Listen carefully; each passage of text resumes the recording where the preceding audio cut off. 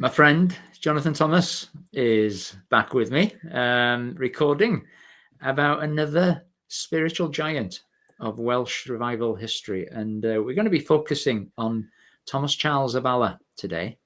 But just to emphasize how this is not a history lesson. Obviously, there'll be some history in it because we're looking at a historical figure. But we're going to hear about Thomas Charles Y Bala. And I'm going to try and draw out of Jonathan what we can learn, what we can apply for today's church that will help us as individuals and help today's church grow in the things of God and being obedient to the word of God. So, Jonathan, thank you for coming back, really, for about the, I don't know, time, third, fourth, probably. But thank you for coming back. It's good to be back, Graham. Thank you. Well, yeah, great. Very, very briefly introduce yourself, just in case somebody sort of is watching, has come across this video for the very first time. Who are you, Jonathan? Yes, so I'm Jonathan Thomas. I live in Abergavenny, married to Rebecca. We've got 3 boys, and I was a local church minister for 20 years in Wales, and now I produce religious content on the radio and preach out and teach as God kindly allows me to. Brilliant. It's getting shorter and shorter every time. No surprise. I'm doing less and less. Yeah. So, Thomas Charles Y Bala. Okay, that's a name I'm sure that is familiar for majority of Christians. Tell us a little bit about Thomas Charles Y Bala, would you? Yeah, I mean, I love Thomas Charles. He was born in 1755, so a long time ago, kind of brought up down in St. Clair's Way, down kind of outside Carmarthen. He was converted, became a Christian kind of during the Methodist revival. So the Methodist revival kind of started 1735. But actually was then a series of tens of different revivals all around Wales. It was kind of like this amazing time where there were just revivals all over the place at different times. And these were significant revivals, weren't they? Yeah, yes. I mean, some of them would be kind of in towns and kind of quite specific. Others would be around the place. But yeah, they just kept kind of rolling around Wales for years and years in the 1700s. Yeah. Interesting. One church historian talks about outstanding revivals, as if there's such a thing as a not outstanding revival. But anyway, Yes. So Thomas Charles was kind of converted during that period in the 1700s. Was called into the ministry. Went to Oxford to study, became an intern for John Newton. I love that. He spent a summer learning under John Newton. I think it was the next summer, maybe, I think. But look, we're not doing accurate history here. I always say I'm a history hack, so take this with a slight pinch of salt. The next summer, I think, he came back to Wales on holiday with a good friend who was from Bala. And when he went to Bala, he came across a young girl who he was very impressed by. And so a long time later, plucked up the courage to send her a letter. And they started this lovely kind of back and forth of letters. They're hilarious to read. Can I just say, for younger people watching, if you want to learn how to quote over those letters, read them and they'll tell you what not to do. Because he would write and he'd be like, my dearest mortal, most beautiful of mortals, all of this, and then she would reply, dear Reverend Sir. Excellent. But anyway, he and Sally, they kind of began this beautiful courtship. Now, he was in England, and at that time there were evangelical parishes in England, and under kind of Newton's influence, he could have had a really good evangelical parish in England, but actually felt called to come back. There was no way Sally was going to leave Bala. Her parents had a shop and she was sticking there, and so he decided to come back, came back to Wales. The problem with Wales was there weren't really evangelical parishes. It was much tougher, particularly in North Wales. The kind of Methodist revival had affected more of South Wales than North Wales. And so, I mean, he had a torrid time. He went to one church and was fired within 2 weeks. Wow, because that's a record. Yeah, That's he a was too record. evangelical. He went across the mountain to another parish. He was there for like a couple of months, and then they had this big kind of, kind of attack against him, and the bishops got involved. And again, he was fired from there. I mean, he ended up, here he was, Oxford educated, John Newton mentored, the world at his feet, come back to Bala, and he was just serving behind the counter at points. I mean, it was just really, really difficult.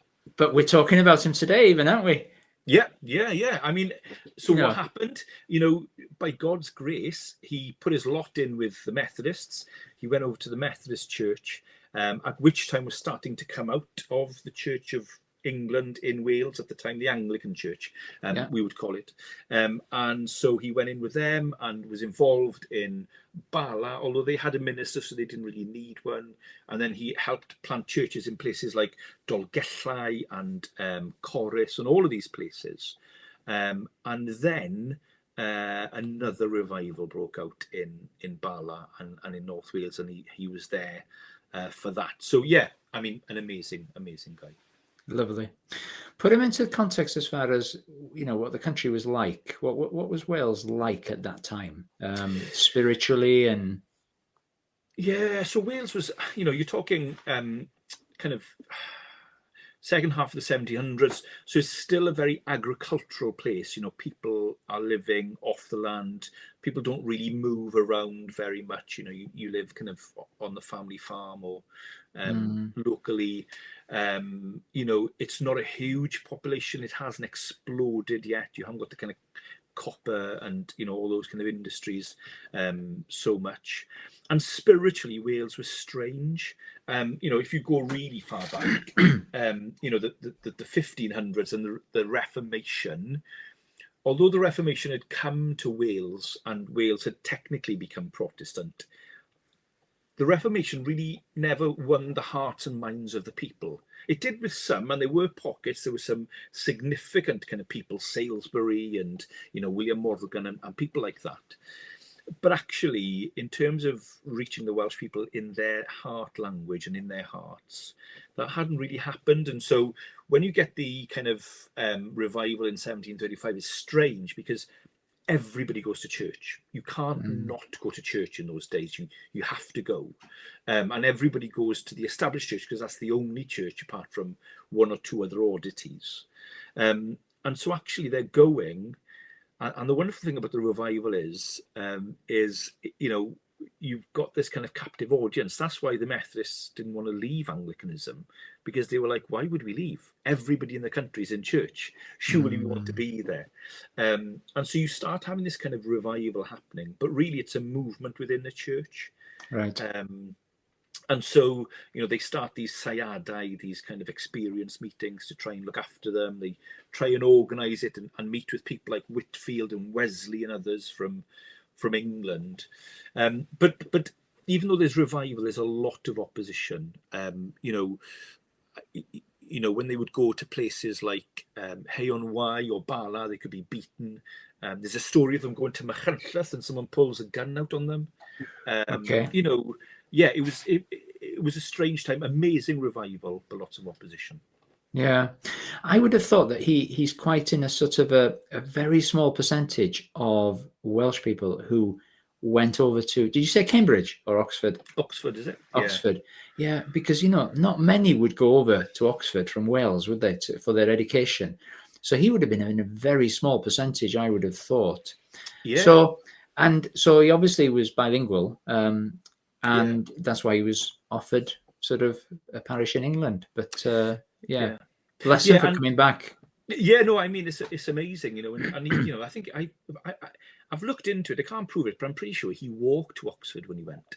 And when he was there, he ran out of money. Got into debt, and thankfully a Christian man offered him money and said, you don't need to be in debt. And he learned loads kind of while he was there. But in those days, that was really the only way into ministry, was through that system. Excellent.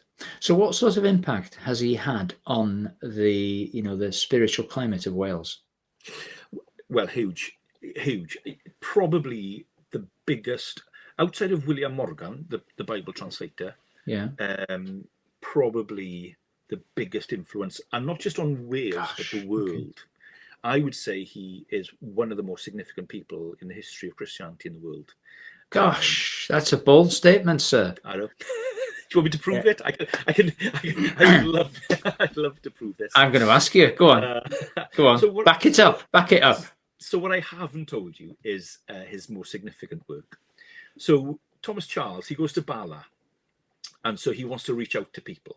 Yeah. But in the 1700s, Wales was... it had become at one point the most literate country in the world. It just had become like the most literate country in the world. Wales, phenomenal. Wales had become the most literal country in the world. Yeah. So literate. Yeah. Sorry. Yeah. When was that? So early 1700s. So what had happened was down in Llanddowro, just outside Carmarthen, St Clair's on the way to Tenby, there was a guy called Griffith Jones. And Griffith Jones was an Anglican vicar. He was a gospel preacher. When every other church in that kind of St David's diocese was like declining, his was exploding. People would walk for hours to hear him preach. Thousands would turn up. And this is pre-revival.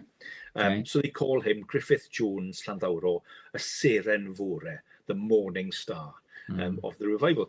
And he invented circulating schools.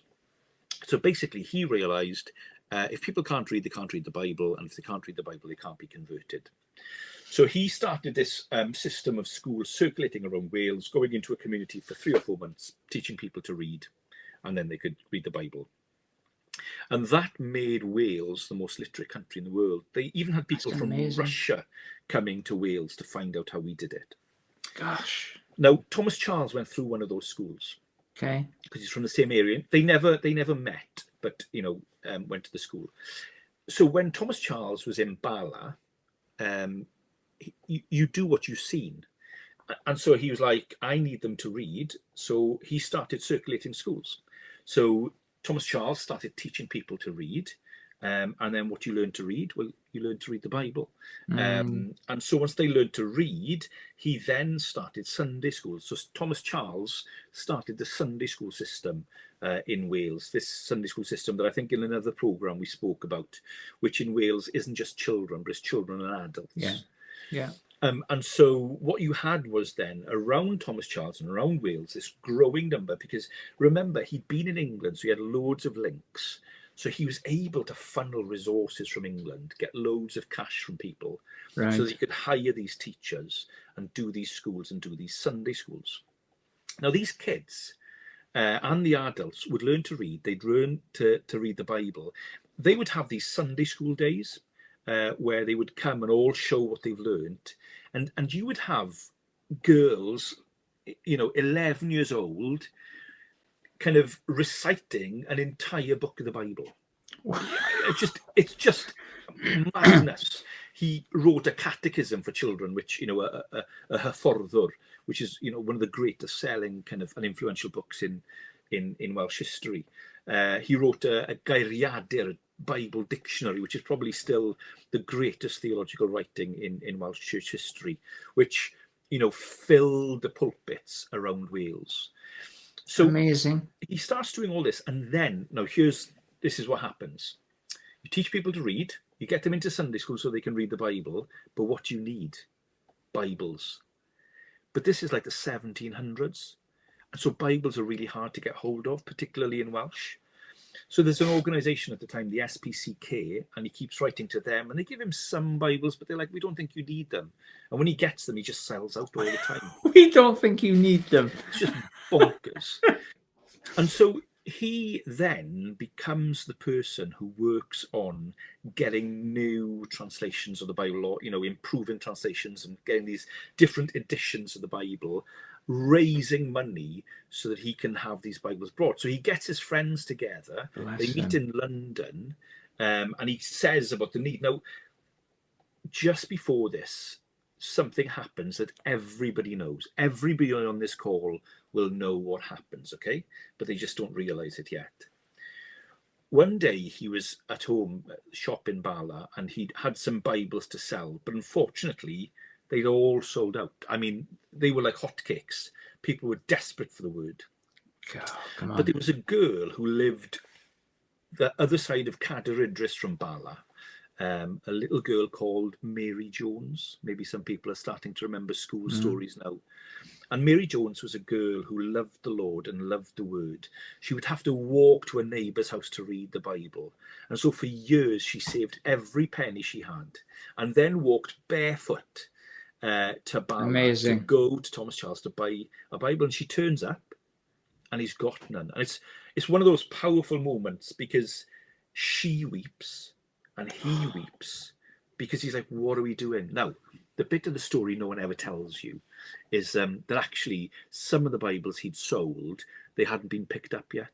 So he actually did give her a Bible. She got a Bible. But anyway, this story, he was just like, this can't happen. So he gets his powerful friends together in London and says, look, we need Bibles in Wales. You know, let me tell you about Mary Jones. And this girl has inspired, you know, hundreds of thousands of people probably over the years. But it was Thomas Charles that gave her the Bible. Thomas Charles told the story. And so he wanted to build this kind of organization. And then there was another guy there, I think he was a Baptist minister. And he was like, well, if Bibles for Wales, why not Bibles for the whole world? And everybody went, yeah, why not Bibles for the whole world? And so they had this great phrase, Bible I bawb or bobl y byd, a Bible for all the people of the world. And that was the launch of the British and Foreign Bible Society, the Bible Society today. And so they ended up producing hundreds of thousands of Bibles for Wales. I mean, they would literally bring them on a cart down the main street of Bala. People would come up to the houses shouting and screaming and praying and crying as the Bibles would come. And they would just be sold out. Gosh. So what you find is, you know, by kind of the mid-1800s, every home in Wales has got a Bible. And probably Thomas Charles is behind it. Every preacher has got a geiriadur Thomas Charles. And, you know, loads of people have memorized a hyfforddwr, his catechism.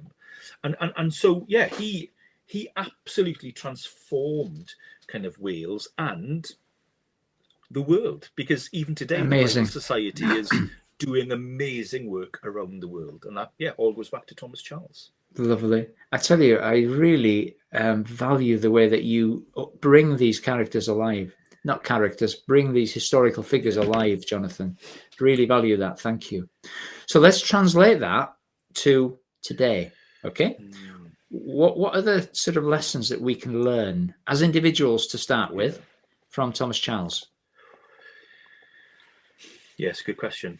I think Thomas Charles, you're very good at this, William. I think the lesson for me from Thomas Charles is the more I've read of him, the longer I've realized these things took. You know, this didn't happen overnight. You know, this was decades of work. You know, coming, being chucked out of churches, not being able to find a church, negotiating with organizations, trying to get Bibles, doing the translation work. You know, in those days, you didn't have, you know, your Bible software and photocopiers and discs. You know, you read, there's a great book for those who, you know, like to geek out. John Aaron has written a great book on Thomas Charles, and it's, you know, quite long. But when I read that, I could just see Thomas Charles for hundreds of hours translating, writing, painstaking. And I think for me, I think Thomas Charles is a lesson in you keep going even when you're in the wilderness. Just keep going. You know, he just didn't go, oh, well, they can't read and they haven't got Bibles. What can I do? He goes, right, they can't read. Let's do circulating schools. They don't know the Bible. Let's do Sunday school. They haven't got Bibles. Let's translate them and let's get them printed. There's no church in Dolgellau, in Chorus. Let's plant one. And these were not overnight successes. You know, these were years and years and years and years. And, you know, to one point, you know, when he was traveling over the mountain in the winter, it was so cold, he got frostbite and, you know, lost a finger, nearly died. Gosh. There's one point where he's in bed, the doctor's been called, he's dying. And, you know, they call a prayer meeting in Bala, and they're just praying for him, just desperately praying that he would, stay alive. And he did. Interestingly, in the prayer meeting, they prayed. One old man in Bala prayed, "Lord, give us 15 more years, 15 more years." And guess how long he lived? 15 more years. I mean, just amazing. But I think the number one lesson is, in the wilderness, when it's hard, don't give up. The long, hard yards, and lots of it done behind closed doors. That's what I love about Thomas Charles. We all want to be there when the cart of Bibles is wheeled in, and people are but do we want to sit and study, and do those journeys to get to that point? And I'm just thinking as well how he saw people were uneducated, didn't have Bibles, and like you say, he didn't just say, "Oh, tough." He did something about it. And I think that sometimes the Lord will bring things in our path that he's challenging us to take action to remedy the situation, So hopefully, somebody will be listening and this will be talking to them in that, I need to do something about that situation, whatever that situation is. So, you just think, you might be in a community for 15 years before you see fruit. But the relationships you built in that community for those 15 years, that's the seed bed of the growth. So keep going. Keep going, keep persevering. Yeah. So what about the church? What can we learn as a body, as a church in Wales for today that will help us sort of catch this wave of what God is doing in Wales now? Yeah, I think don't underestimate the power and the importance of teaching.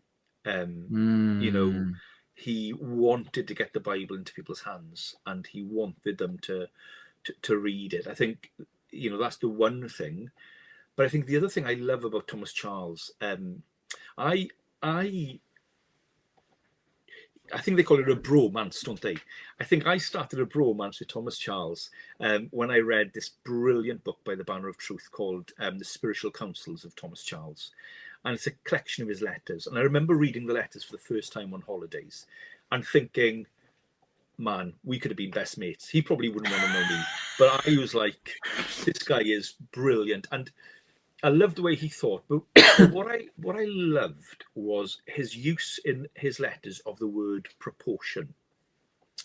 So his kind of big belief was that your faith is exercised to the proportion in which you see Jesus.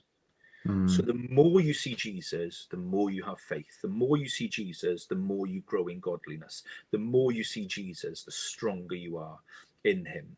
And so his big thing in his letters was, look to Jesus, proportionate. And he would say that Jesus is like looking at the sun, in its midday kind of brightness, and it dazzles you. And he asks questions like, have you ever seen so much of Jesus that you've had to close your eyes because you're scared you're going to be blinded? And I remember reading that and thinking, have I? I mean, isn't that what we all want? And so, I think what kept him going was the proportion to which he saw Jesus.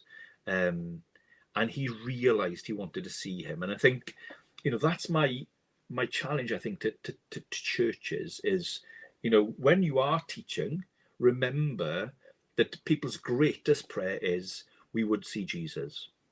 We would see Jesus. And in the proportion to which we show him, we will reach out. Lovely. Lovely.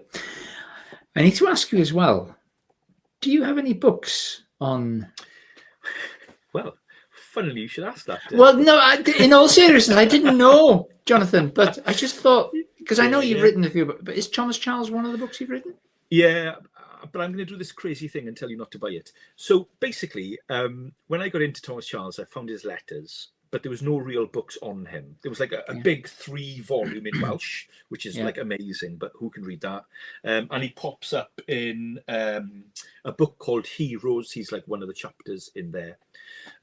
Anyway, I spoke to some people and we agreed that I would write a little book on him. So I wrote this book, Thomas Charles, God's Gift to Wales. It's day one. It's a very small one, and basically it's aimed at teenagers.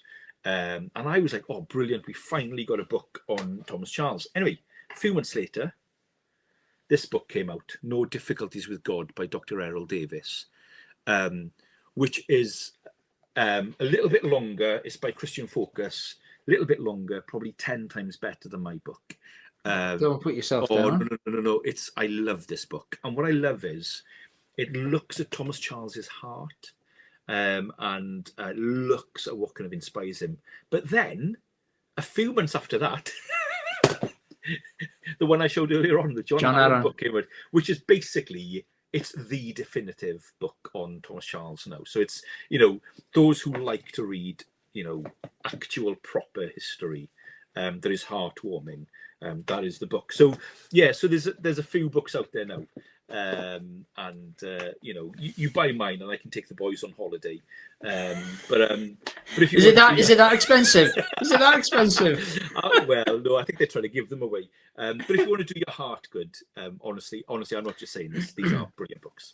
To be fair to you now, though, Jonathan, I think they're aimed possibly at different audiences. Yeah, no, they are. Yeah, so yours is aimed at teenagers, really. There you go. So yeah, and there's plenty of teenagers out there, and there's plenty of parents of teenagers out there that could sow a seed with regard to Thomas Charles Y Bala into their teenager's life. So you're sort of bringing your book down. I'm putting it up there again, Jonathan. I like that, Gwynedd. You can do that again. I like it. Okay, and I will put sort of some details in so that if people want to, follow that up, then they'll know how to. Is there anything that I haven't asked you, or that we've not covered, that is really burning on your heart, that is really important to share, that will encourage people? Anything else? Look, I think the only thing I would say is it's never Wales or the world, it's Wales to the world. And Thomas Charles is a great example of someone who can give himself to the word in Wales, but actually it has an explosive power on Wales to the world. And so, yeah, I think my heart's always been, we need to be a both and people. It's not either or, Wales or world mission, it's both and. And so, yeah, follow the Bible Society and see all that they're doing, if I'm allowed to plug them. Yes, brilliant. Jonathan, thank you very much indeed. Okay, it's been great. I really enjoy these times. That's why I keep getting you back. And as I've said before, if it's just for me, then that's fine, but but I'm sure others will be blessed as well. But yeah, until the next time, okay? Diolch, Gwynedd. Diolch. Bless you. Bye-bye.